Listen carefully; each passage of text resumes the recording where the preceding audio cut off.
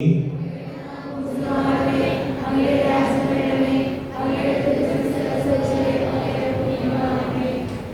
ആവശ്യമായ ആഹാരം നിങ്ങൾക്ക് തരണമേ. ഞങ്ങളുടെ കടക്കാരോട് പോലെ ഞങ്ങളുടെ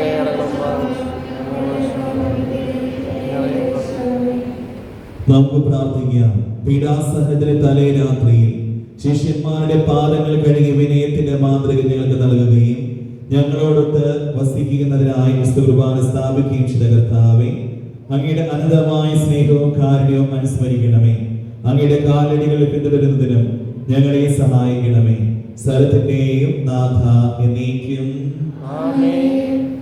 ഇവര് നിൽക്കുന്നത് പോലെ നിൽക്കുകയാണെങ്കിൽ ഭംഗിയായിരുന്നാണ് കരുതുന്നു.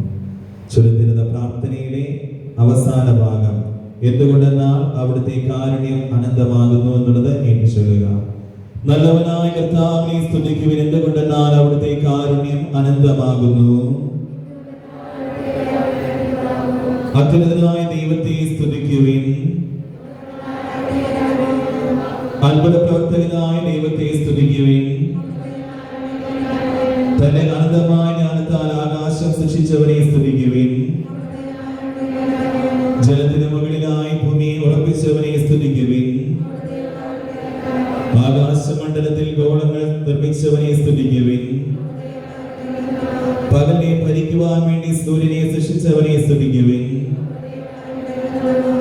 എന്തുകൊണ്ടെന്നാൽ അവിടുത്തെ കാരുണ്യം അനന്തമാകുന്നു. രാത്രിയെ ഭരിക്കുവാൻ വേണ്ടി ചന്ദ്രതാരങ്ങളെ സൃഷ്ടിച്ചവനെ സ്തുതിക്കുവിൻ. നമ്മുടെ സങ്കടകാലങ്ങളിൽ നമ്മെ ഓർത്തവനെ സ്തുതിക്കുവിൻ.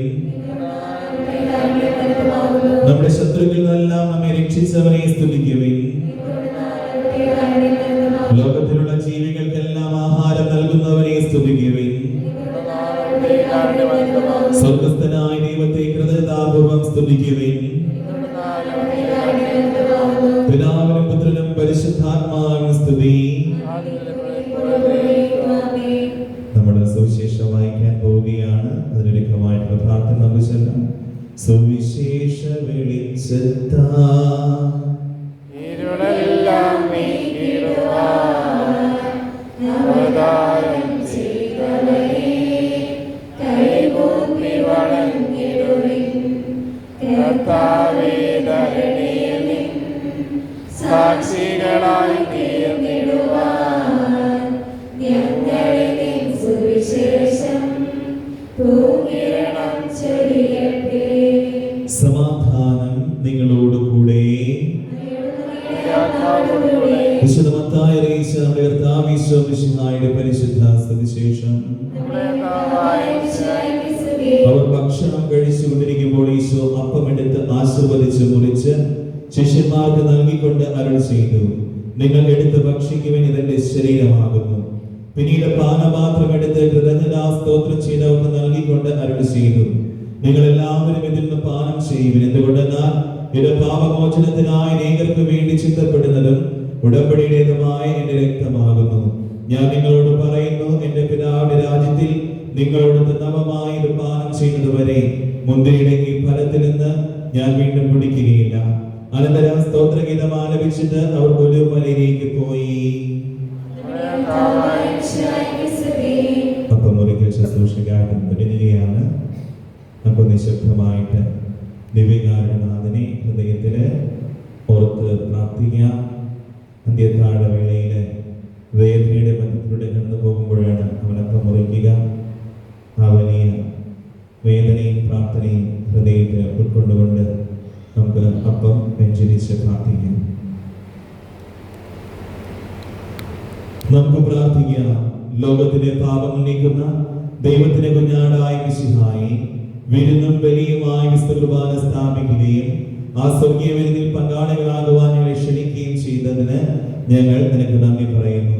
പെസഹായുടെ അനുസ്മരണം കൊണ്ടാടുന്ന ഈ സമയത്ത് ഞങ്ങൾ അനുഭവിക്കാൻ പോകുന്ന ഈ പെസഹ അപ്പത്തെയും പാലിനെയും ആശീർവദിക്കണമേ.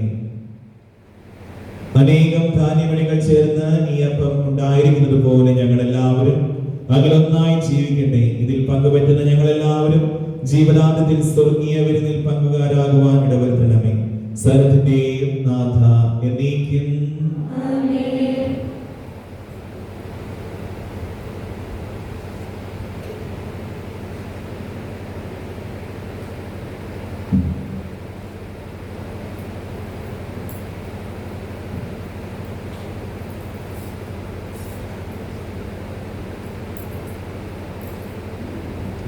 സ്നേഹമുള്ളവരെ, അപ്പം മുറിക്കാനായിട്ട് പോവുകയാണ്. അപ്പം മുറിച്ചതിന് ശേഷം നിങ്ങൾക്കുള്ളത് പുറത്തോട്ട് വരും. ആദ്യം